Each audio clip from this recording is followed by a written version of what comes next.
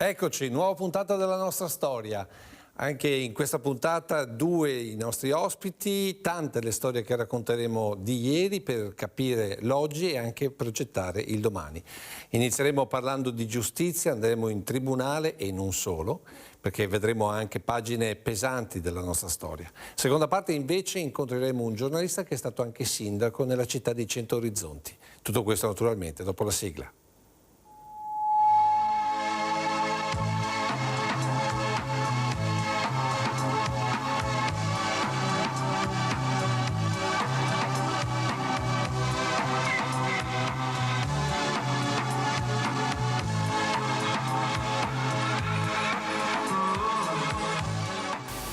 Tribunali illegittimi, congenitamente dotati di un potere abnorme, i mezzi di stampa si trovano a diffondere informazioni capaci di nuocere agli interessati, più che una sentenza autentica, specie se inesatte. È successo anche oggi, ieri sera per quanto ci riguarda, nel riferire di un'operazione compiuta dai carabinieri. Con noi c'è l'avvocato Luigi Fadalti, difensore del signor Giuseppe Zangobbo. Allora, di tutta questa vicenda cosa si può dire?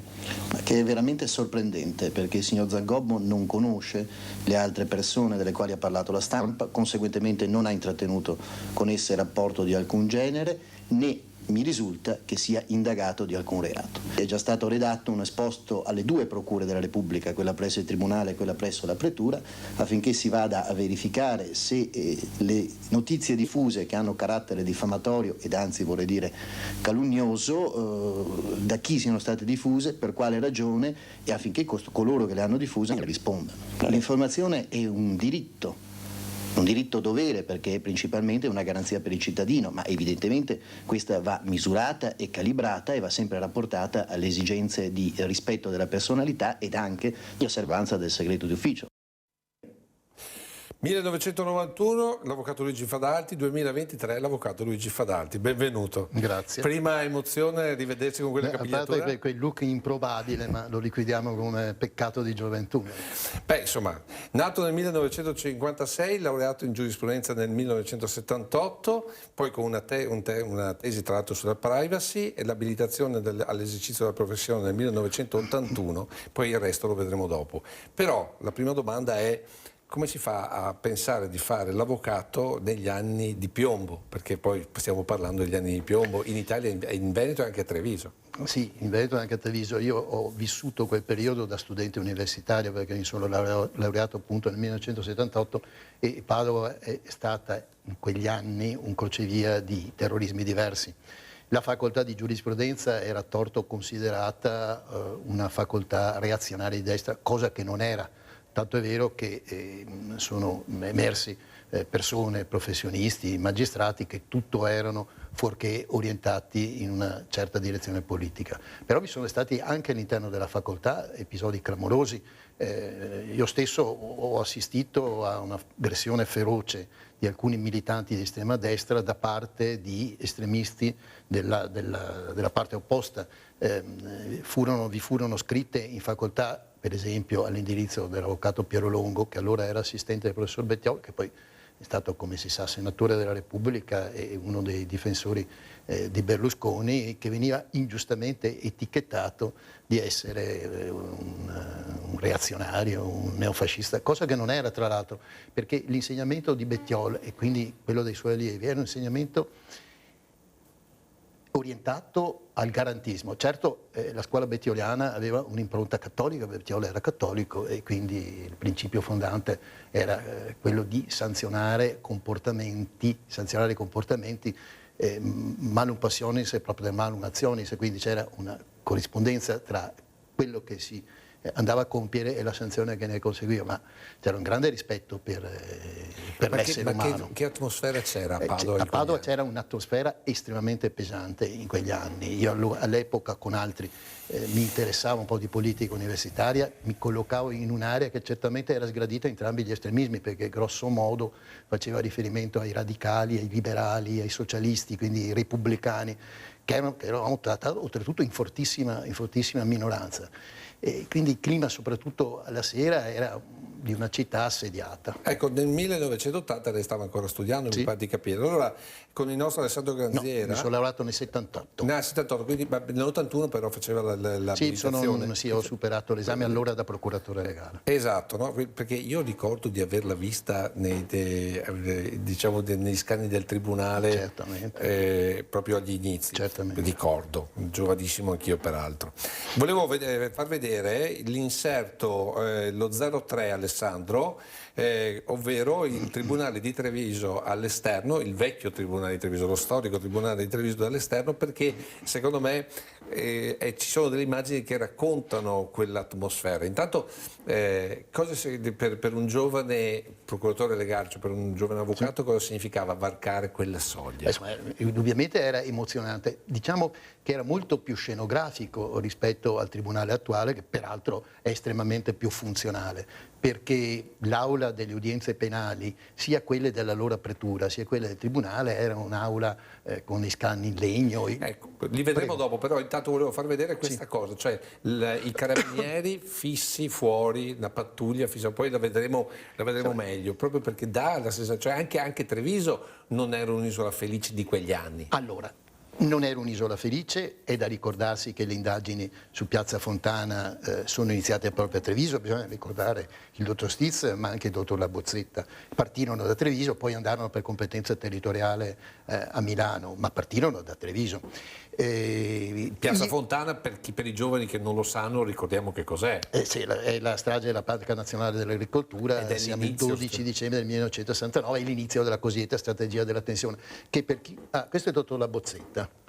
E qui lo vediamo fuori che sta aspettando, Sì. quindi sta a significare che lui sta aspettando la scorta di fatto. Allora, dicevamo, necessariamente. Sì. La Bozzetta insieme al giudice Stiz sono partiti con le indagini, Certo. è l'inizio della strategia della tensione. Sì, che per chi non lo sa non è una definizione italiana, perché la strategia della tensione è stata enunciata dall'Observer, quindi da un quotidiano inglese. La mitraglietta fuori dal tribunale. Questo dà la sensazione, secondo me. Ecco, questa dà la sensazione, ma purtroppo devo dire che in quegli anni non era evitabile. Insomma, l'esposizione a rischio per chi rivestiva determinate cariche, e aggiungo non soltanto per i magistrati, ma anche per gli avvocati. Non dimentichiamoci che anche avvocati sono caduti sotto il piombo dei terroristi. Io penso per esempio al presidente dell'Ordine di Torino, l'avvocato Croce. Ecco, ma allora a un giovane procuratore, chi glielo faceva fare di addentrarsi diciamo in una strada che poteva essere estremamente pericolosa, perché lì non ci pensavano 2 minuti ad gambezzarti. Io ricordo Montanelli, ma insomma, poi noi qui a Mestre abbiamo avuto episodi gravissimi. Questi sono episodi che io ricordo. Chi glielo ha fatto fare? Ecco, questa è la domanda. Questa è una risposta. La risposta alla domanda è semplice, la risposta è complessa. Indubbiamente era la professione per la quale mi sentivo maggiormente vocato, indubbiamente, legata anche al tipo di studi che avevo fatto, che erano studi classici. Quindi, Cos'è che la affascinava dell'avvocato? La coreografia. La coreografia, quella che è venuta a mancare, perché attenzione, noi non dobbiamo dimenticarci che il processo è anche rito, quindi il processo richiede anche osservanza di forme. Devo dire che questo è andato crescentemente degradando, quindi si vedono abbigliamenti sconvenienti, un uso della toga sempre più distratto, forse l'unica sede nella quale ancora si avverte il senso della giurisdizione anche sotto questo profilo è la Corte di Cassazione. Allora faccio vedere le immagini del tribunale interno, giusto per entrare nell'atmosfera. L'inserto è il numero 2, ci vediamo, questa è un'udienza del 1980, io non sono riuscito a risalire all'udienza, però secondo me queste immagini rendono, questo è il procuratore Labozzetta. Sì.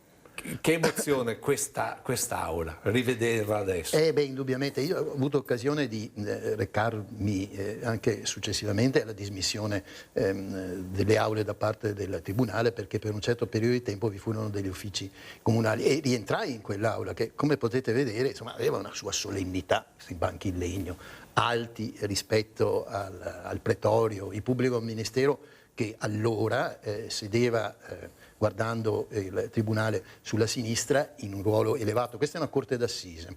Io non riesco a collocare, non saprei dire che processo, questa è una corte d'assise. Però voglio dire, è una solennità diversa che adesso non si vede più? Assolutamente sì.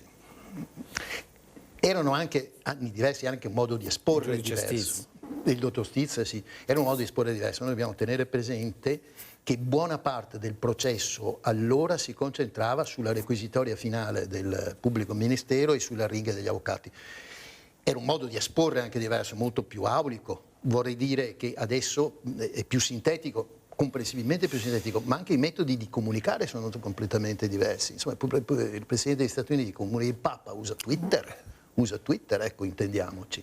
Però c'era una solennità che indubbiamente dava forza all'amministrazione all'assenso e all'amministrazione della giustizia. Ecco, appunto, io volevo capire poi nell'atto pratico, amministrare la giustizia, quindi dare le giuste condanne o le giuste assoluzioni, qui c'era forse più obiettività rispetto ad adesso? Questo è difficile da dire. Io ritengo che c'è il dottor Stizza a sinistra e il presidente De Paoli al centro. Questo è difficile dirlo. Io ritenevo che il codice di procedura penale, cosiddetto accusatorio, quello del 1989, non fosse conforme alla nostra storia culturale.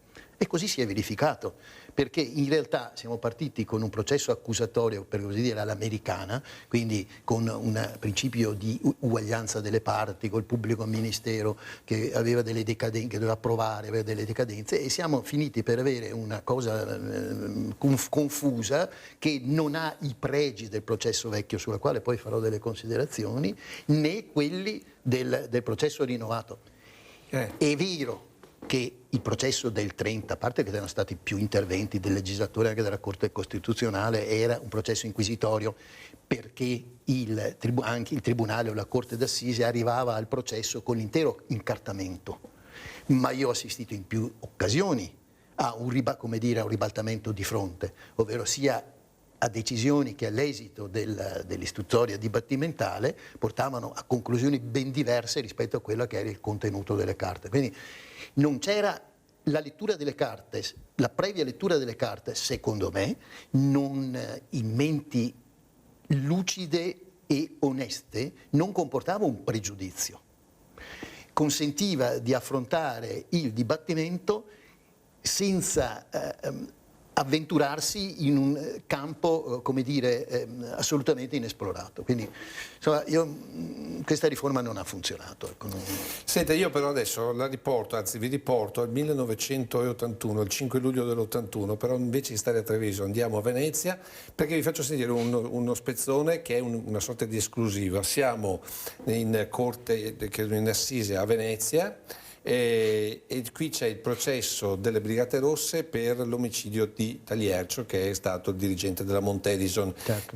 L'audio è rubato, però mi interessa poi vedere e discutere insieme di quello che dicono gli imputati. Sentiamolo adesso, l'inserto 04. Della colonna veneta, rilancia una proposta per rilanciare l'offensiva nel Veneto. Critica perché aveva un'impostazione militarista? Una critica al militarismo e all'operazione Taliercio, all'azione Taliercio. Cioè voi non eravate d'accordo per l'uccisione di Taliercio? Questo non c'entra, è una critica politica. Comunque il documento è incentrato su riprendere l'offensiva e consolidare il partito guerriglio del proletariato metropolitano. Perché tu sei stato dietro anche tu? Mario, secondo l'amministrazione di quando era questo elemento, avendo diritto e obbligo di assistere al dibattimento dei figli previsti dalla legge. Allora... Ecco, la domanda che mi viene in mente è come si fa a difendere taluni imputati? È la difesa della persona, dell'uomo, dell'individuo, non è la difesa del reato, non è che l'avvocato sposi il delitto. E non sposa per la verità neppure il proprio assistito, però se assume la difesa fiduciaria deve svolgerla nel modo più adeguato, coerente e determinato possibile. Può anche non accettare. Io alcune difese non le accetterei e non le ho accettate. Altro è, ma non mi riguarda perché non sono iscritto nelle liste dei difensori d'ufficio, se sei difensore d'ufficio tu non puoi rifiutare. E all'atto dello svolgimento della tua funzione devi fare il meglio possibile, per quanto possa esserti fastidioso, antipatico, per essere anche garbati, la persona che sei chiamata ad assistere. Perché questa non c'è che poi diventi una contraddizione in animo, perché voglio dire, come si fa? Cioè, se difendere una persona che magari tu non sei... È molto più facile difendere una persona che si crede colpevole di una che si pensa innocente. No, È molto più facile difendere la persona perché come carico emotivo è molto inferiore. Se ti fai il convincimento, che ovviamente non esterni, della colpevolezza del soggetto e che tu cerchi di fare di tutto comunque perché sia assolto o in ogni caso perché la pena sia la minore possibile, il carico emotivo è indubbiamente inferiore rispetto a difendere una persona che ti sei fatto convinto essere innocente e hai la preoccupazione ancora maggiore di non riuscire a dimostrarlo. Quindi una bella responsabilità. È una responsabilità sociale, d'altra parte è una funzione sociale importantissima, è un ruolo di garanzia insostituibile quello dell'avvocato, non vi sono alternative. È solo nei regimi totalitari che diventa, come dire, il sostegno del potere, ma diversamente è la figura tipica che si contrappone al potere. Avrebbe accettato la difesa di un brigatista? Sì, l'avrei accettata, sì.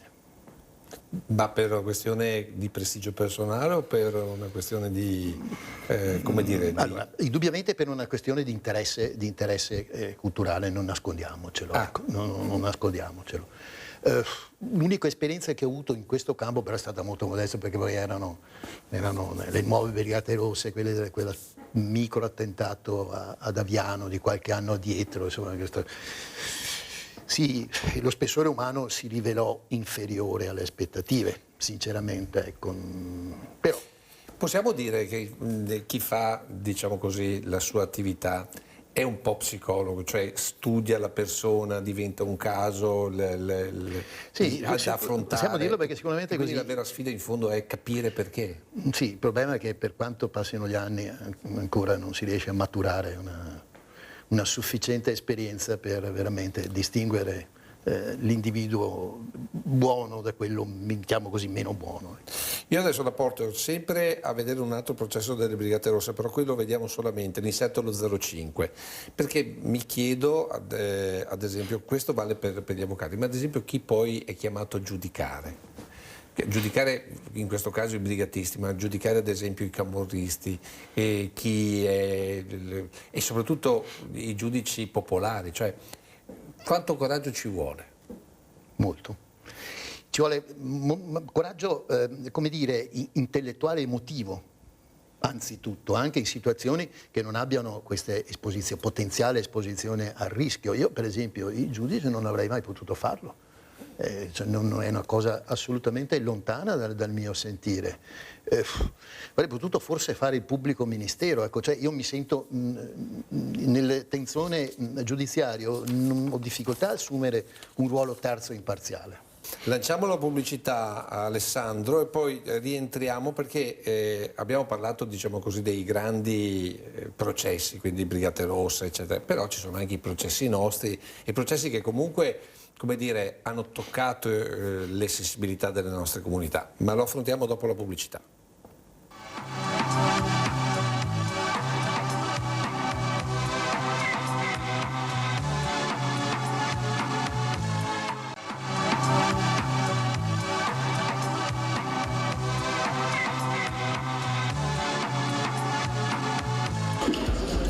Signora, il suo stato d'animo in questo momento? Il stato d'animo, che sono innocente, va bene, solo questo posso dire. Non ho fatto niente, chi è quello che sono a dire?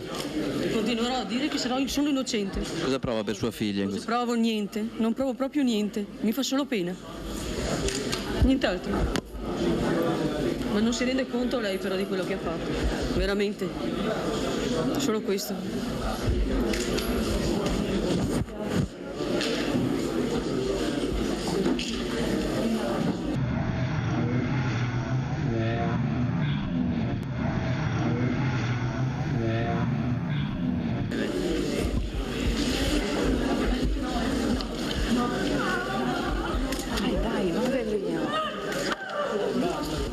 Sì, la fine di un incubo, la fine di un incubo. No. Ah, ma no, adesso no. La fine di un incubo.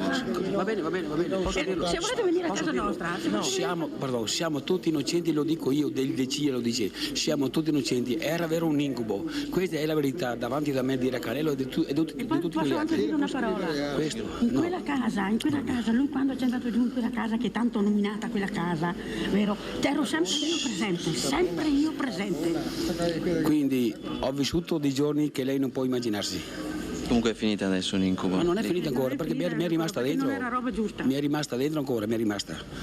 E prima di farla passare ci vuole del tempo, perché se avessi sbagliato posso pagare, ma tutti siamo innocenti, questo lo dirò sempre.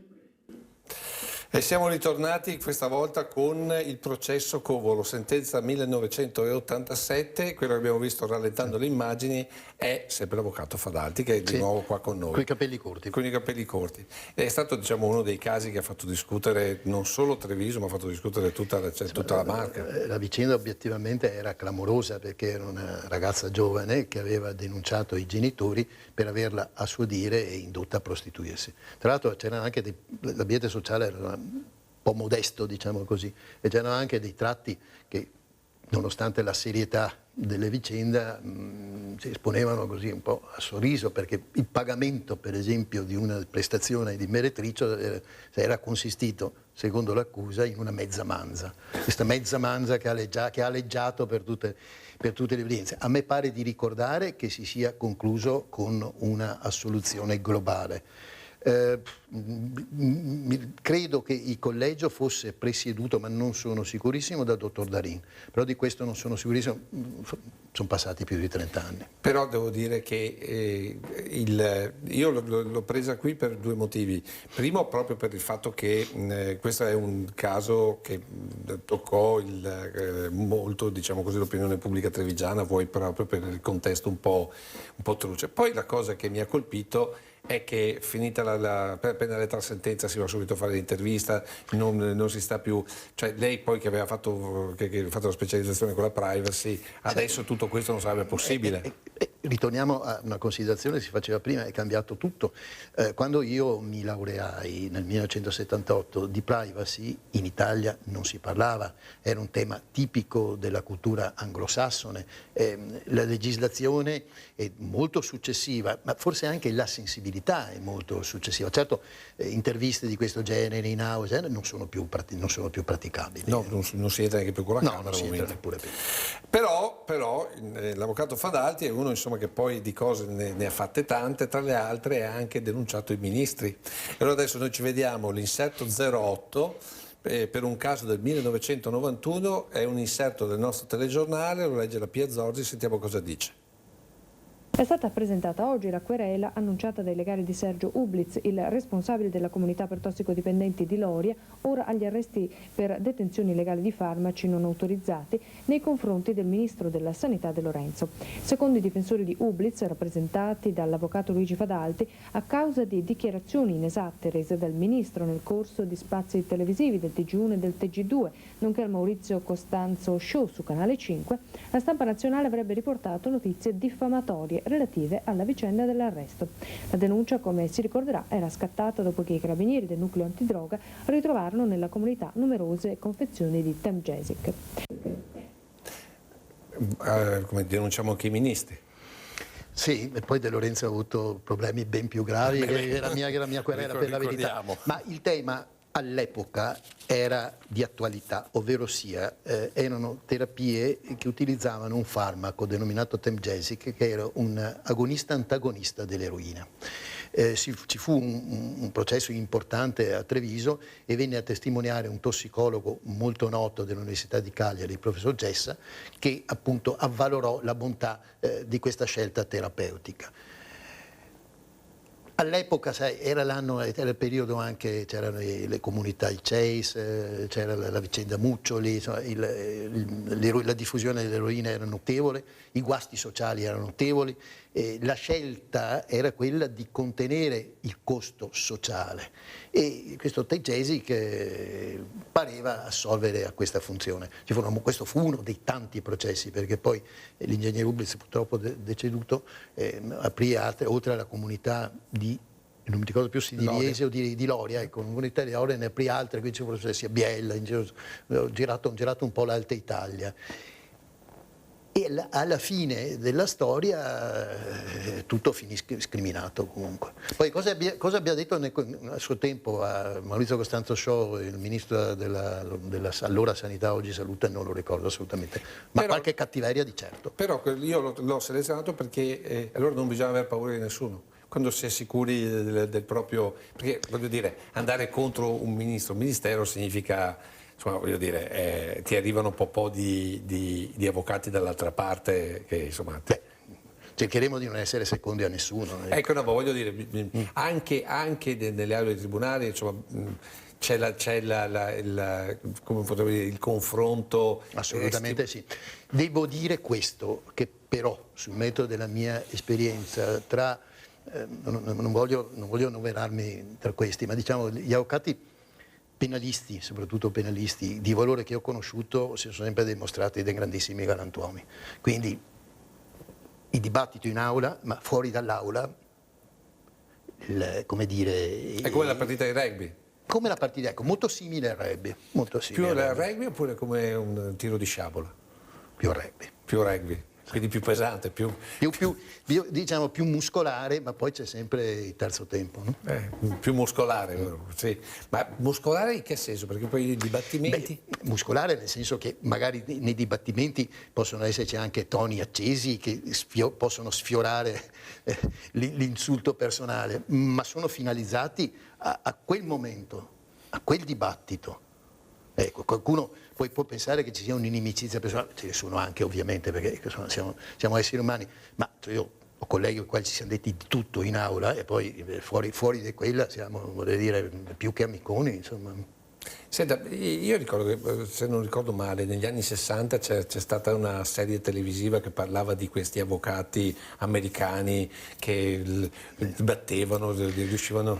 Beh, insomma, io credo che serie televisive ce ne sono state parecchie, non credo che sia un esempio da seguire perché... Però diciamo che la spettacolarizzazione della giustizia, come la vede lei? Perché molti poi... Allora, la spettacolarizzazione è preoccupante, però i tribunali devono essere case di vetro. Quindi il cittadino deve sapere sempre quello che vi accade.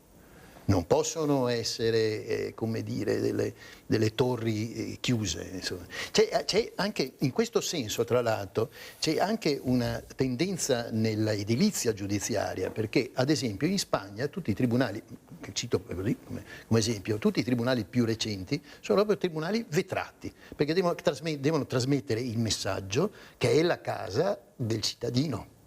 Quindi non è né dell'avvocato, né del giudice, né del pubblico ministero. Senta, però qualcuno dice che, più di qualcuno dice che a volte gli avvocati diventano come dei divi. Questo è vero, obiettivamente sì. Quindi c'è una componente, diciamo così... È chiaro, c'è una componente teatrale, altrimenti uno fa dell'altro, insomma. Mi viene in mente l'avvocato di divorzio all'italiana. Quella... Sì. Però stiamo parlando, al di là del fatto che era un film per quanto bello, ma stiamo parlando, ripeto, di altri anni nei quali l'oratoria era però centrale nel processo penale, cosa che non è più. Perché lì si doveva convincere la Corte. Assolutamente sì. Lo poteva la considerazione che facevamo prima, no? Cioè, alla fine della storia il processo si concentrava sulla requisitoria del PM e sulla riga del difensore, che erano la sintesi, in alcuni casi anche molto colorita, degli argomenti che erano stati trattati. Oggi è tutto molto più essenziale. Senta, ma lei si dice uditore, mi pare, quando uno deve fare... Praticante. Da praticante. Qual è stato qual è l'avvocato che lei ricorda del nostro territorio con maggiore affetto proprio per questo tipo di teatralità? Allora, del nostro territorio però stiamo parlando molti anni addietro, forse l'oratore più brillante che io ho avuto occasione di sentire è stato Arturo Sorgato, che però era ancora espressione di una scuola antica. In epoche più recenti vorrei dire professor Longo, Emanuele Fragasso, che sono padovani, Però possiamo dire che ci deve essere una componente teatrale? Direi di sì. Sa perché le dico questo? Perché adesso le faccio vedere delle immagini, però scivoliamo un po' sul privato, lei permetterà. Andiamo all'inserto numero 10, perché nell'inserto numero 10 raccontiamo, diciamo così, una sua parentela con una persona, diciamo, molto conosciuta a Treviso, anzi che fa parte. Qui siamo nel 1981 e c'è la scopertura della lapide in ricordo della casa di Giovanni Comisso. In questa cerimonia dell'81, tra qualche secondo, vediamo Giulietta Masina che faceva parte della presenza sul canale dei Buranelli, che appunto lei, purtroppo l'audio in quegli anni là non ce l'abbiamo, non sono neanche i microfoni a quel tempo momenti, però tra le persone presenti, poi adesso vedremo un Bruno Visentini che sta per entrare per parlare, e poi abbiamo Mario Del Monaco. Raccontiamo perché lei è, diciamo, fra virgolette, parente di Mario Del Monaco. Sì, non tecnicamente parente, nel senso che io ho 2 figli, un maschio rugbista, per cui so bene cos'è il terzo tempo, e una figlia invece ancora adolescente, che è la pronipote di Mario Del Monaco, cioè la madre e nipote diretta di Mario Del Monaco. Quindi questo, devo dire che qualcosa di teatrale nella bimba adolescente c'è, ecco, c'è, non so se sia, so quale DNA sia. E la bimba adolescente ha intenzione, il figlio farà l'avvocato? Assolutamente no, per fortuna. E la figlia? È troppo presto. Le cose che mi sento di escludere, anche per ragioni anagrafiche, che si inventi di fare l'avvocato. È una professione che sta subendo delle modifiche preoccupanti, molto preoccupanti. Continuiamo a vedere le immagini, Alessandro, perché lì poi c'erano delle immagini molto belle, che è quella proprio del giorno del funerale di Mario Del Monaco, con dei personaggi che poi facevano parte della famiglia, secondo me. Questo è Carlo Bernini. Questo è Carlo Bernini, poi c'è anche, cos'è, la bisnonna? No, la nonna. Sì, la nonna. La nonna. La bisnonna della nonna. Ecco qua. E poi abbiamo Ferrari a Gradi. Sì. E allora appunto dicevamo, un po' di componente, diciamo, teatrale ci vuole anche nell'esercitare la professione. Tra i casi, diciamo così, che ha trattato, quelli che le hanno dato maggiore soddisfazione? Allora, quello sicuramente che mi ha impegnato maggiormente sotto ogni profilo sono stati i processi ai Serenissimi, dopo l'episodio della famosa scalata al campanile, e anche i processi che ne seguirono. Ecco, sicuramente è stata l'esperienza professionale più interessante, vissuta in presa diretta oltretutto, in corte d'assise, quindi in corte d'assise e in corte d'assise d'appello, quindi anche con un contesto del tutto particolare, in aula bunker, quindi, cioè, una realtà molto, molto particolare e emozionante anche sotto il profilo umano, perché mi ha portato a contatto con un ambiente che io non conoscevo, cioè la mia conoscenza era puramente storica. Ecco, allora proprio per questo, Alessandro, guarda caso, noi abbiamo un po' di immagini, non sono tantissime perché ce le teniamo per una delle prossime puntate. Sono datate 8 maggio 1997, l'inserto è il C13 e quindi vediamo un po', diciamo, il contesto, perché è importante vedere quel giorno lì in piazza San Marco che cosa è successo. Qui abbiamo... sono stati appena bloccati, portati giù probabilmente dal campanile. Lei era difensore di? Gilberto Buson. Cosa le ha raccontato di quel giorno? Allora, dobbiamo partire da una prima considerazione, quell'azione che fu spettacolare indubbiamente, perché venne dirottato un ferry diretto al Lido, venne caricato una specie di blindato che in realtà... il Veneto Tanco Marcantonio Bragadin 007, che in realtà era la trasformazione di un trattore. Marcantonio Bragadin 007. Ma perché 007? Perché l'ho chiesto anch'io, perché volevano dimostrare che ce n'erano 6 prima, ma in realtà i 6 prima non esistevano. E poi fatto in quella maniera. Cioè... È costato 20 anni di lavoro quest'anno e molti milioni di risparmi, teniamo presente. Cioè, noi dobbiamo considerare che il venetismo, l'aspirazione all'autonomia, guarda che roba, anche con il... Sì, senza freni. Non frenava. Perché secondo me siamo andati a testarlo, ho avuto l'onore di salirvi, o il piacere di salirvi a bordo, e non frenava. E quindi questo venetismo? Il venetismo è una corrente, cioè la Repubblica di Venezia è finita il 12 maggio del 1797, si è sciolta, ma in realtà non è mai deceduta, perché c'è stata la resistenza antinapoleonica, ci sono stati i moti del 1848, c'è stata la Costituzione nel 1912, un comitato San Marco, la preoccupazione del governo nazionale per una pretesa infedeltà dei soldati veneti nel corso della prima guerra mondiale al Regio Esercito. C'è tutta una linea di federalismo che parte da Daniele Manin, passa per Carlo Cattaneo, che era lombardo, ma pensiero federalista, Alberto Mario, che invece era un rodigino, la bozza di Costituzione del 1943 di Silvio Trentin, che era una Costituzione federalista, e ci fu una lista, mi pare Leone di San Marco, che si presentò alle elezioni anche comunali sicuramente di Treviso prima del fascismo, prendeva comunque il 7-8%, tenendo presente che tutti gli esponenti, l'onorevole Bergamo che era repubblicano di Montebelluna, tutti gli esponenti di queste tendenze federaliste furono poi colpiti pesantemente dal fascismo, perché erano tutti in realtà, per ovvi motivi, non puoi essere federalista e al tempo stesso seguire una ideologia, una politica che è nazionalista. E quindi vennero tutti colpiti pesantemente dal fascismo. Ma non è mai, è come un fiume carsico. Corre sotto la superficie, ma ogni tanto emerge.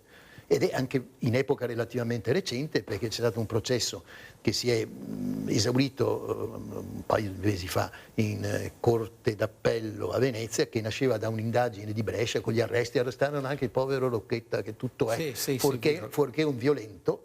E fortunatamente devo dire l'intervento, non tanto le decisioni del Tribunale di Rovigo, perché arrivò a Rovigo per competenza territoriale, quanto quella della Corte d'Appello di Venezia ha molto ridimensionato gli episodi e li ha riportati in un'area di accettabilità. Certo, dei reati alla stregua del codice penale vigente sono stati commessi, ma non erano reati di terrorismo. Questa è una differenza sostanziale. Alla fine, se noi consideriamo i decenni di venetismo, non c'è un solo atto violento. Ma come è andata a finire? Li hanno condannati a quanto? Sono state fortemente ridimensionate le pene. Per quello che riguarda il mio assistito, addirittura nei limiti per ottenere la sospensione condizionale. Sono tutte pene che, per chi invece non aveva, una maggiore partecipazione, si aggirano sui 3-4 anni, che non sono pochi, intendiamoci, che non sono pochi, ma rispetto alle originali contestazioni apocalittiche che portavano a condanne a 30 anni... Ah, perché c'è il terrorismo? Sì, perché c'è tutta questa linea, ma il terrorismo deve essere reale, il terrorismo era Brigate Rosse, il terrorismo era... Volevo dire appunto la differenza di quello che abbiamo sentito prima. Quello era terrorismo, l'ho detto prima, non c'è un solo atto vero di violenza. Sì, certo, abbiamo visto lo spettacolo del Campanile di San Marco. Senta, allora, questa cosa ci ritorneremo, glielo prometto, ci ritorneremo, però poi in maniera più corposa anche ai nostri telespettatori. Però prima di concludere, perché il tempo sta scivolando via, voglio far vedere l'inserto numero 12. E voi direte, adesso voi mi fate vedere l'esterno di una banca, perché vi faccio vedere l'esterno di una banca, in particolare di una banca di Villorba, che è la Banca Popolare di Asolo Montebelluna, perché lei nella sua attività ultimamente ha anche seguito il tema delle banche. Qui è una banca che è stata rapinata, lei ha seguito invece quelli che sono stati rapinati dalla banca. Ma citando malamente Bertolt Brecht, non si sa se sia più criminale rapinare una banca o fondarla. È chiaro che è un paradosso, perché le banche sono un veicolo essenziale dell'economia, raccolgono i risparmi, distribuiscono il credito, c'è un'affermazione di Bertolt Brecht che è appunto estremizzata. E però degli interrogativi su come si sia arrivati ai clamorosi crack, per quello che interessa a noi, della Banca Popolare di Vicenza e di Veneto Banca, rimane tuttora irrisolto. Cioè la domanda, come abbiano potuto i controllori non accorgersi di situazioni di decozione che ormai affondavano negli anni, resta difficilmente comprensibile. D'altro canto, nel 2013 al presidente della Banca Popolare di Vicenza, Cavaliere Zonin, anzi non allora ancora Cavaliere, viene conferito il Cavalierato del Lavoro. Nel 2014 viene riconosciuto lui, persona fisica, come uno dei più importanti banchieri mondiali. Non mi risulta che ad oggi gli sia stato revocato, per esempio, il Cavalierato del Lavoro, forse sarebbe stata magari una cosa opportuna, come è stato fatto con Tanzio. E il quesito grande rimane, ma se le autorità di vigilanza si fossero tempestivamente attivate, saremmo arrivati al crack o forse la situazione era ancora rimediabile? Certamente sono state poste in essere attività di occultamento e di ostacolo da parte dei vertici di entrambe le banche all'indirizzo di Consob e di Banca Italia, ma siamo davvero sicuri che Consob e Banca Italia siano stati all'altezza dei loro doveri istituzionali? È una domanda. E l'altra domanda che ci dobbiamo porre è: vi sono delle società di revisione. Queste società di revisione giocano su due tavoli, perché nel tempo stesso in cui esercitano la revisione dei bilanci degli istituti di credito prestano anche attività di consulenza, anzi in un rapporto di 10 la consulenza vale 8, la revisione costa 2, quindi la consulenza è prevalente. È ammissibile una situazione di questo genere, ovvero sia che io, revisore, vada a rivedere quelle stesse cose che ho suggerito di fare? Senta però, perché abbiamo anche questa la riapriremo perché insomma voglio dire è anche relativamente fresca. Tornando indietro di fare l'avvocato? Ma sì, tutto sommato sì, anche perché non saprei cos'altro fare, per cui c'è una grande carenza di alternative.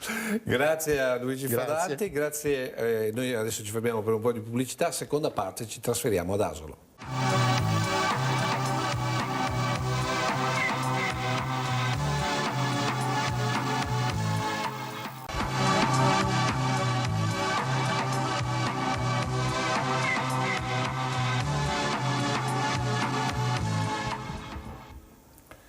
Ripartiamo con Daniele Ferrazza, nato nel 1968, asolano doc, giornalista da sempre insomma, produce articoli per, in questo caso, la Nuova Venezia come capocronista, giusto? Benvenuto intanto e buona serata.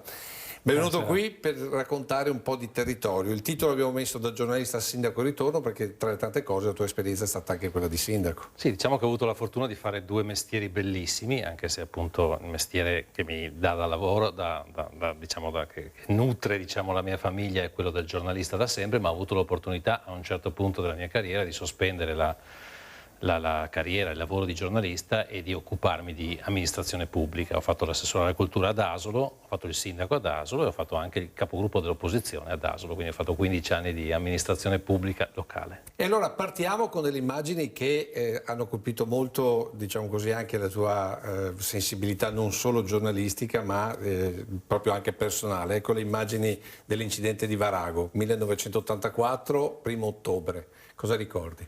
Ricordo il telegiornale di Antenna 3 delle 7:30 di sera. Mi ricordo che stavamo accingendoci a cenare nella cucina dove c'era la televisione, ovviamente, dove insomma si riuniva la famiglia, c'era mio papà, mia mamma, mio fratello e una persona che era venuta ospite che insomma per bere un aperitivo, un bicchiere di vino con mio padre. Apriamo la televisione e vedemmo queste immagini terrificanti con l'autobus, la Corriera della Siamice sventrata, poi il camion che abbiamo visto sulla cunetta e fu un pugno nello stomaco, assoluto, sì, è una cosa che fa ancora male vederla oggi, adesso al di là di tutto, perché insomma morirono diversi ragazzini. L'autista di questo pullman credo abbia avuto una vita devastata da questo incidente e mi ricordo che appunto mio padre poi era anche maestro elementare in quegli anni, quindi fu colpito doppiamente da questa tragedia, insomma.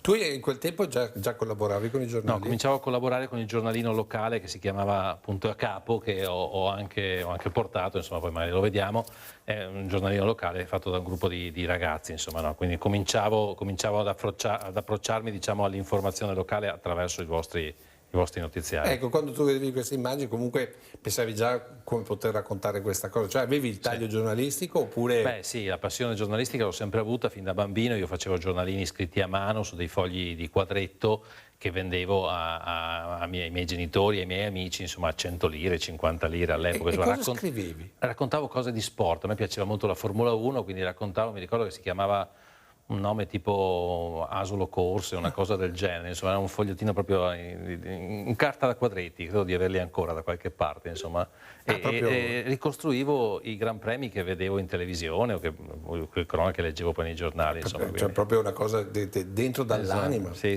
mi ha proprio scelto. Ecco, allora però quando uno comincia a crescere, come dire, ha dei punti di riferimento, no? Fra virgolette dei maestri, e io ho pescato ad Asolo uno che insomma bazzicava parecchio Asolo in quegli anni e che tutti ricordiamo per essere stato definito il direttore di Radio Belva, no? del GR2.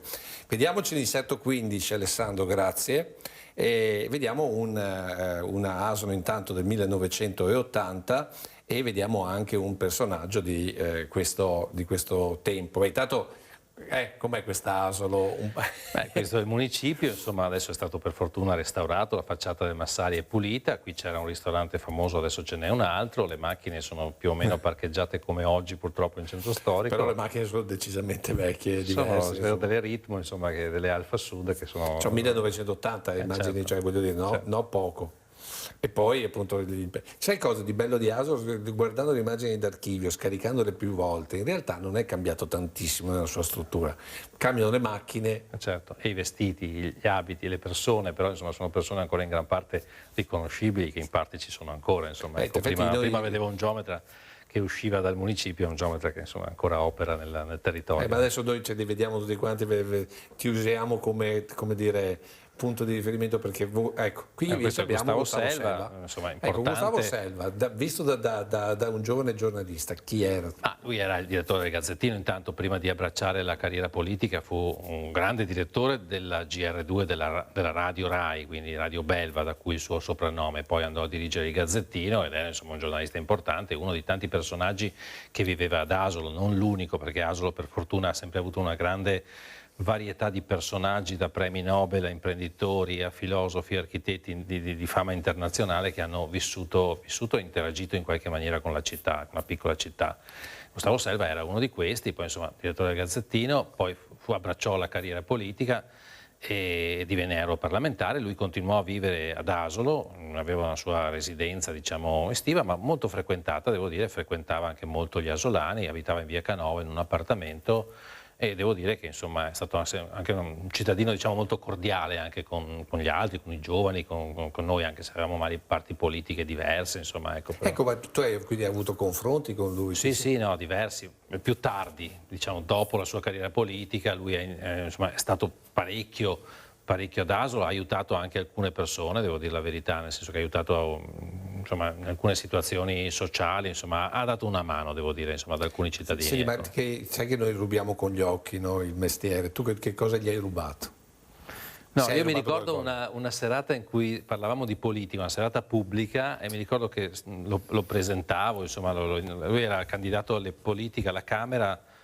Sì, era candidato alla Camera per forse il Popolo delle Libertà molti anni successivi e avevamo messo a confronto i candidati di destra, di sinistra, eccetera. Mi ricordo che era seduto vicino a me e aveva lui, insomma, un personaggio di destra, aveva un orologio con la falce e martello. E lo notai proprio durante la serata, allora pubblicamente cercai di metterlo un po' in imbarazzo dicendo: ma come lei che insomma, è una persona di destra, diciamo molto vicina a questi movimenti di destra, adesso si sta confrontando con gli altri candidati e lei però porta la falce e il martello al polso. Allora raccontò la storia di questo orologio che lui acquistò a Mosca durante uno dei suoi viaggi insomma, di lavoro tanti anni prima. Insomma. Quindi ma giornalisticamente parlando, secondo te qual era la sua forza? Lui aveva una grande capacità di scrittura e di analisi molto efficace della realtà, poi era molto tranciante nei giudizi. Lui è una persona, un conservatore, un grande conservatore, se vogliamo anche un po' retrogrado se vogliamo, però voglio dire, coerente, ecco, rispetti anche persone che la pensano diversa da te se vedi della coerenza in loro, ecco, cioè a me non spaventa il confronto di idee, anzi ho amici carissimi a destra come a sinistra, purché appunto siano persone che abbiano la franchezza come loro cifra principale.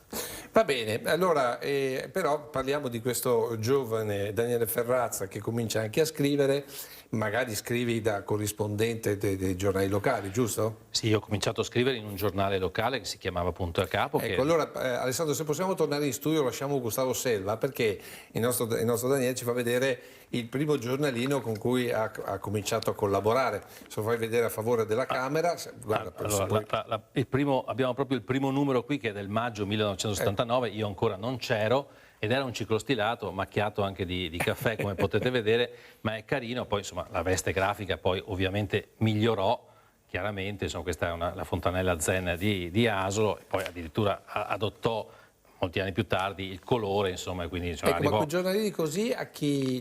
ecco, no, questa è la cosa particolare, perché in un paese come Asolo, che è un paese piccolo, questo gruppo di ragazzi giovani nel 79, avevano 15-18 anni, facevano tutti il liceo, dove andarono a pubblicare questo primo giornale, che era un giornale di rottura, un giornale contro il potere, andarono in Canonica, dove c'era un sacerdote, un cappellano bravissimo, straordinario, che ci ha allevato, che si chiamava Don Sergio Foltran, lo voglio ricordare perché è stato veramente molto caro a noi, e diciamo di nascosto dal Monsignore, dal prevosto, ad Asolo c'è il prevosto, ci fece usare il ciclostile della parrocchia, infatti c'è scritto ciclostilato improprio, ma non è scritto dove, insomma, ecco, questo svelo un piccolo segreto che insomma pochi sanno, ecco, ma una cosa che ho notato, nacque in parrocchia, insomma, ecco, questo giornalino contro. Ecco. La cosa curiosa, cioè bella, per certi versi che deve far pensare, il fatto che dietro sia a diciamo movimenti progressisti anche di rottura, giovani eccetera, sia diciamo così allo status quo, c'è comunque la Chiesa da noi, c'è sempre la parrocchia, c'è sempre... Insomma, la Chiesa è un'istituzione, ragiona per secoli, per millenni. Noi abbiamo purtroppo recentemente perso un bravissimo sacerdote, un bravissimo prevosto che si chiamava Don Giacomo Lorenzon, l'abbiamo purtroppo accompagnato al cimitero poche settimane fa, e devo dire che insomma sono figure molto importanti nelle comunità, molto importanti. Ma lo sono ancora o sono state? Certamente lo sono meno, oggi lo sono molto importanti perché hanno anche una visione, i parroci di oggi credo hanno anche una visione abbastanza laica, cioè parlano anche con quelli che non vanno in chiesa, e per fortuna perché sapete che...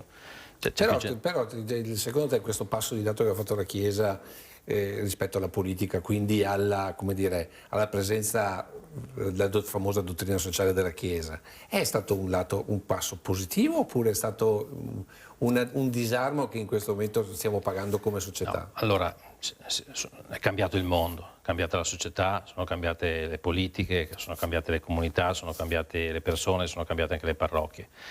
Le parrocchie, la Chiesa in particolare nel mondo occidentale ha un grosso problema anagrafico, nel senso che ci sono sempre meno parroci, sempre meno vocazioni, però sono punti di interesse molto molto importante, consolidati, storici. Gli archivi parrocchiali sono delle miniere di informazioni anche di cose spicciole, non solo di genealogia ma anche di fatti piccoli, e sono delle istituzioni assolutamente da tenere conto. Poi anche loro, certo, anche il parroco è un mestiere durissimo.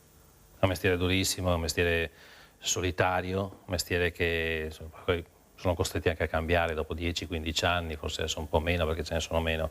Quindi vorrei spezzare una lancia in favore del parroco, del curato di campagna, come si diceva una volta. Ecco. Sono pochi, ma teniamoceli stretti. Esatto, perché sono quelli che sentono sostanzialmente, hanno il polso delle comunità, e quindi in quel momento, negli anni 70, questo bisogno di poter raccontare, dire la propria, evidentemente... Vabbè, quegli anni lì noi eravamo anche antagonisti poi della Chiesa, perché la Chiesa era un potere, oggi lo è forse un po' meno, ma eravamo antagonisti della democrazia cristiana, eravamo antagonisti della Chiesa, eravamo antagonisti dei ricchi, insomma, però alla fine è stata la Canonica che ci ha prestato il ciclostile, quindi insomma, onore alla parrocchia. Insomma. Senti, adesso ti porto al 1982 e ti porto a un personaggio di Asolo, voglio dire, un volto che gli asolani conoscono e fa parte della storia di Asolo. Attilio Zamperoni. Lui è all'interno, diciamo, della realtà asolana, è un democristiano di fatto, anzi più che di fatto, però lui riesce ad andare contro, ad essere, diciamo così, di rottura. Sentiamo questo intervento che parla di lottizzazioni, addirittura di procura, e poi lo commentiamo insieme. L'inserto è il 16 per il nostro Alessandro Graziera. Zamperoni, lei poco fa mi ha detto che il prossimo incontro con il sindaco non avverrà in municipio, bensì davanti al procuratore della Repubblica. E allora che cosa racconterà lei al magistrato? Più che raccontare scrivo. E che cosa scrive? Scrivo gli esposti che ritengo siano doverosi per un pubblico amministratore scrivere, in quanto non è ammissibile che un amministratore non abbia delle risposte da un capo di un'amministrazione. Sono mesi che io ho chiesto delle delucidazioni, che ho chiesto delle spiegazioni, che ho chiesto delle motivazioni, non mi sono mai state date, anzi c'è sempre stato il silenzio assoluto. E ritengo questo, per una comunità come la nostra asolana, di cui mi sento rappresentante, che non sia un modo corretto. Lei ha detto di volere delle spiegazioni, ma spiegazioni in merito a che cosa?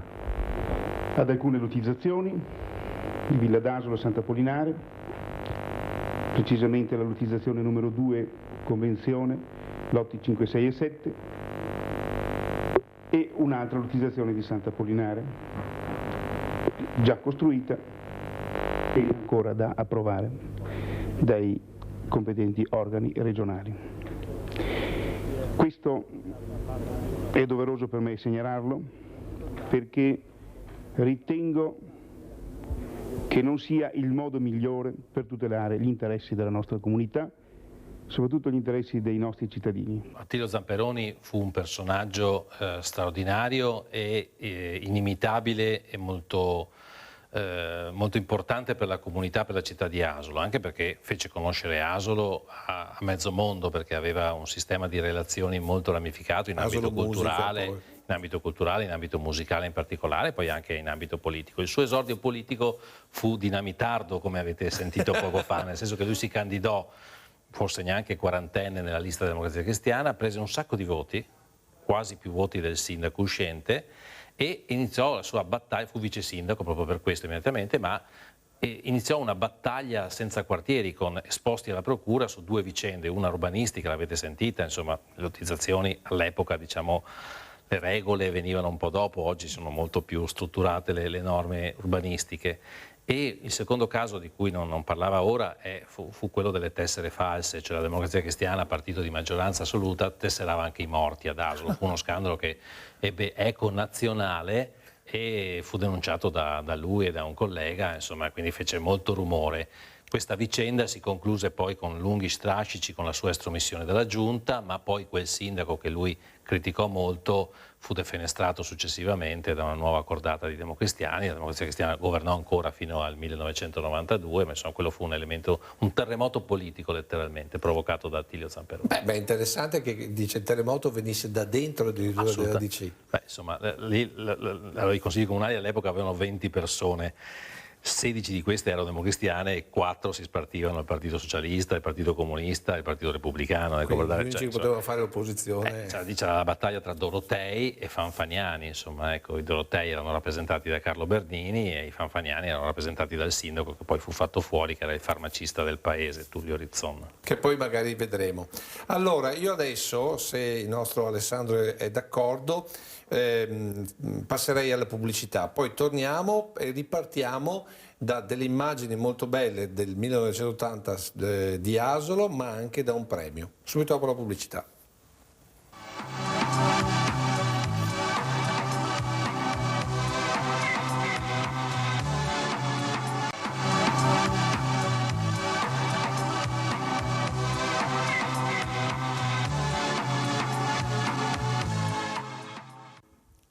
Siamo tornati in studio, Daniele Ferrazza, giornalista ma anche sindaco a suo tempo di Asolo, adesso capocronista.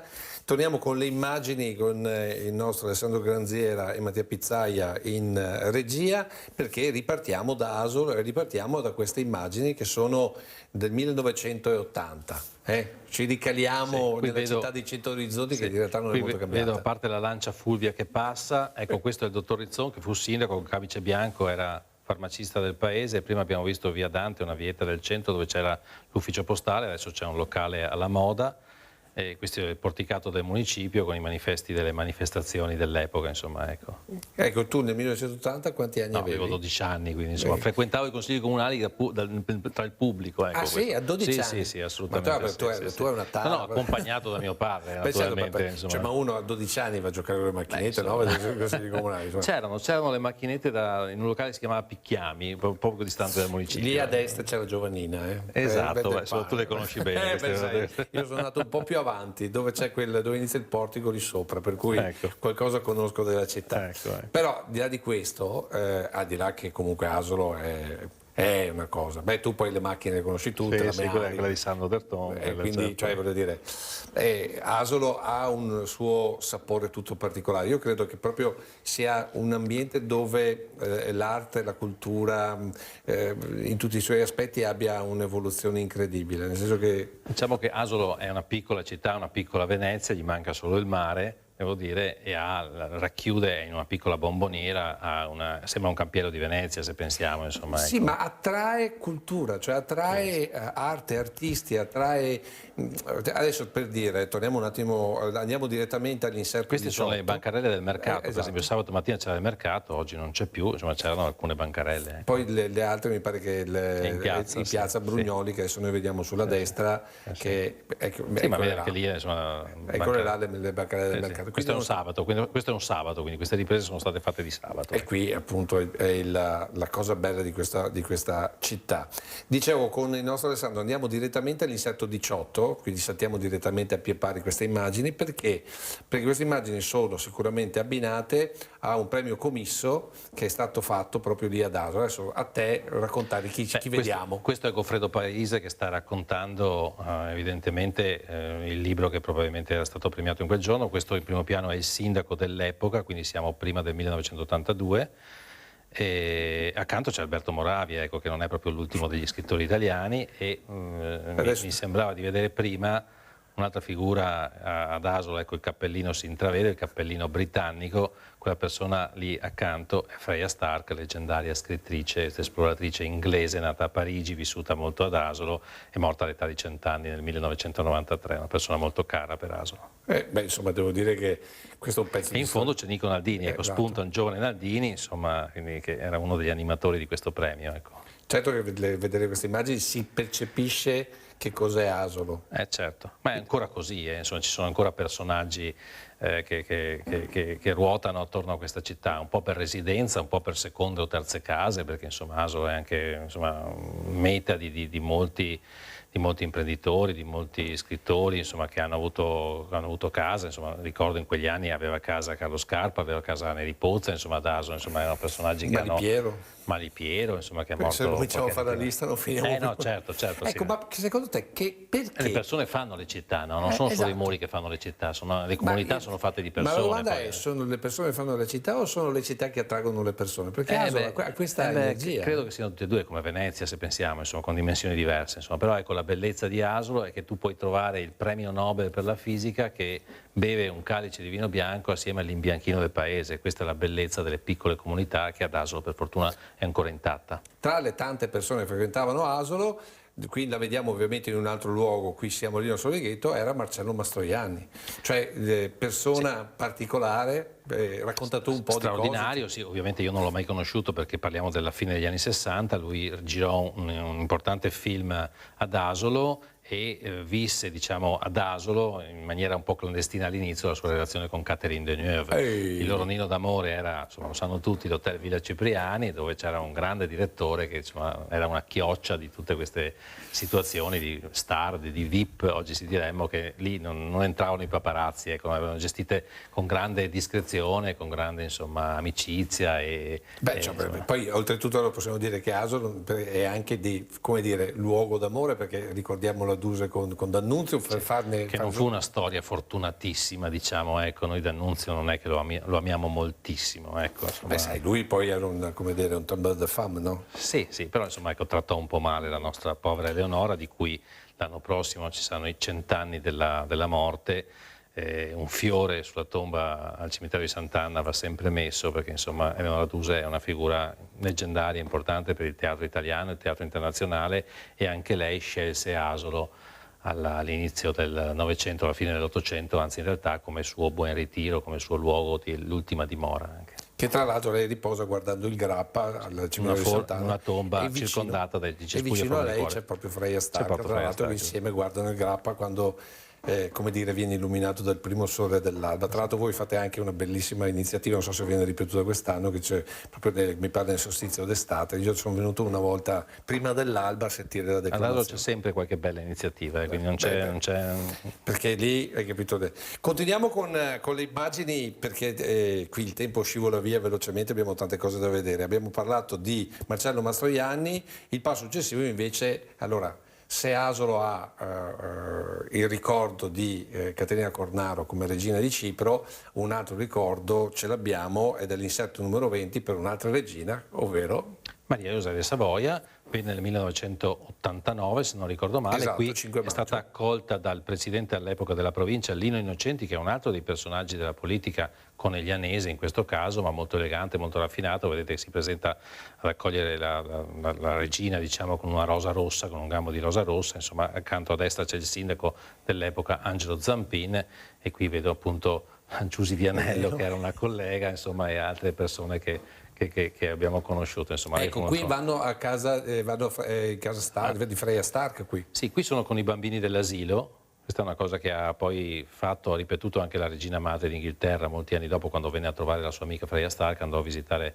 l'asilo del paese, insomma, ecco, i bambini dell'asilo la salutarono con delle bandierine, e qui è a Villa Freya, che all'epoca era della provincia. Freya Stark non abitava già più qua, abitava in un'altra casa. Questo in primo piano è il dottor Battista Parolin, che all'epoca era probabilmente presidente di Asolo Musica, o comunque, insomma, era un rappresentante della città, e qui viene accolto appunto da Innocenti.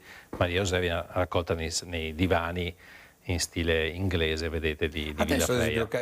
Il Villa Freya è visitabile, è chiuso? Adesso allora appartiene, diciamo, a una proprietà privata, alla famiglia Carron, la quale però ha un accordo con il pubblico, con la provincia di Treviso, che la vendette, per molti anni, di apertura del giardino. Quindi il giardino, che ospita anche un giardino archeologico, è aperto su prenotazione nel fine settimana, ma anche durante la settimana. Perché ricordiamo che dietro lì nel giardino c'è l'antico teatro romano, certo, insomma, che è una delle 3 grosse infrastrutture che i romani lasciarono ad Asolo, insomma l'acquedotto romano, le terme e il teatro romano, insomma, sono poche le città che in meno di 1 chilometro quadrato hanno i resti di queste 3 infrastrutture, insomma, ecco. Devo dire che vedi, abbiamo cambiato il titolo, meglio amministrare o raccontare un territorio. Tu riesci a fare, sei riuscito a fare tutte e due, continui a farlo in maniera eccelsa, perché basta darti un po' di immagini e tu racconti la qualunque. Ma devo dire che insomma è un paese di cui tu sei conosco molto innamorato di questo territorio.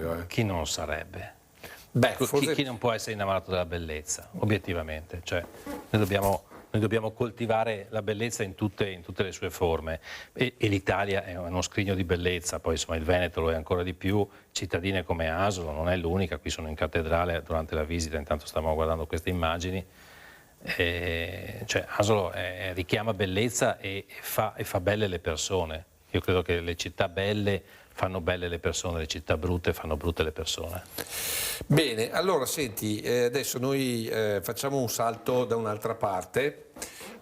Qui la pala dell'otto, insomma, ecco. Sì, no caramelle, insomma, ecco, voglio dire.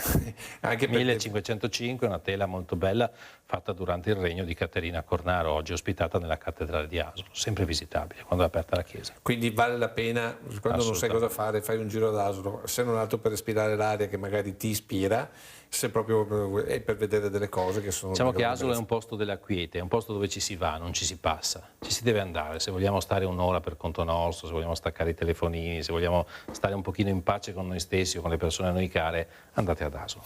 Bene, allora adesso invece ti faccio vedere un altro asolano d'adozione, cioè il professor, nonché presidente del Veneto, nonché ministro Carlo Bernini. Qui ho scelto questa immagine perché qui siamo a Palazzo Balbi e qui c'è la famosa riunione di fine d'anno. Racconta tu il resto. È un'abitudine che ancora oggi si tiene, è uno scambio di auguri a fine anno con il presidente della giunta regionale che saluta i giornalisti, saluta le persone che lo seguono durante il suo mandato. Qui appunto vedo il professor Bernini circondato dai suoi assessori, ne riconosco alcuni. Il professor Bernini venne ad abitare alla fine degli anni 70 ad Asolo da presidente della provincia. Lui fece una carriera politica molto, molto lineare e in salita, nel senso che iniziò nel suo paese. Lui non era nato, ma insomma si era trasferito da piccolo a Crocetta del Montello, fece il consigliere comunale a Crocetta del Montello, fece il capogruppo della Democrazia Cristiana a Crocetta del Montello, poi diventò assessore provinciale ai tempi di Beppi Marton, poi divenne presidente della provincia nel 1970 per 10 anni e poi andò a fare il presidente della regione per altri 10 anni. Non so perché, ma mi viene in mente una storia molto simile di qualcun altro. Beh, anche Luca Zaia ha cominciato nel suo paese, tra l'altro da consigliere di opposizione. Tra l'altro la Coda del Sant'Urbano lui fece un mandato da consigliere di opposizione, mi ricordo che bussava al giornale con le interrogazioni che fanno di solito i consiglieri regionali e poi la sua carriera andò sempre più avanti, anche lui in provincia, poi in regione, al ministero, poi tornato in regione, ma insomma adesso poi chissà, perché adesso dobbiamo anche chiedergli che cosa vuol fare da grande. Esatto, spero che non finisca come è finito però Bernini. No, ma Bernini, persona assolutamente intelligente, persona di grande cultura, di grande intelletto, anche di grande valore. Erano anni in cui la Democrazia Cristiana e il Partito Socialista si sono spartiti gran parte del potere e lui incappò nell'inchiesta madre di Tangentopoli con i soldi presi dal partito, forse non da lui direttamente, ma lui scelse di patteggiare una pena e quindi insomma se non è una missione di colpevolezza poco ci manca.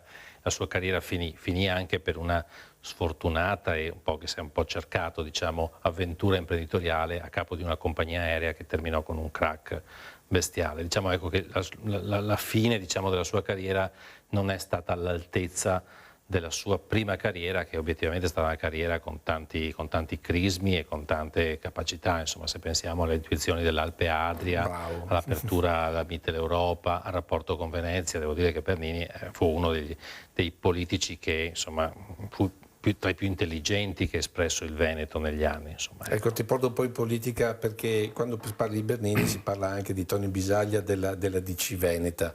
Siccome qui il tema dell'autonomia del Veneto è ricorrente, lì addirittura si parlava della DC Veneta rispetto a... Certo, Bernini fu l'erede di Tonio Bisaglia quando morì improvvisamente in un incidente nautico nel 1984, se non ricordo male, a Portofino, e Bernini si trovò a gestire la corrente più grande della Democrazia Cristiana, la corrente dorotea, e lui pose tra i primi il tema dell'autonomia, se pensiamo. Ci fu un periodo dove aveva grandi rapporti con la CDU bavarese, per esempio, veniva ospite anche ad Asolo il cancelliere Strauss, personaggi anche della politica internazionale. Lui aveva questo pallino dell'autonomia, sempre e comunque non staccata da Roma ma negoziata con Roma. Un percorso un po' diverso da quello che sta scegliendo il Veneto, che temo non porterà da nessuna parte. Ecco, volevo chiederti appunto, secondo te, visto la strada di Bernini, vedendo quella di Zaia?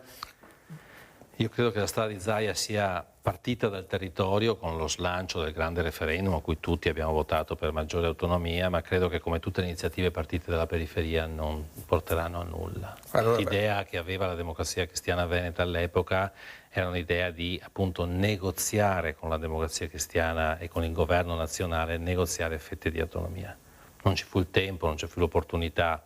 Io credo che forse sarebbe stato un percorso più lineare, forse più produttivo all'epoca. Quindi andare per blocchetti? andare per blocchetti, soprattutto cercando di, appunto, di portare a casa pezzo dopo pezzo pezzi di autonomia. Se pensiamo, i governi di questi anni qua sono governi prevalentemente centralisti.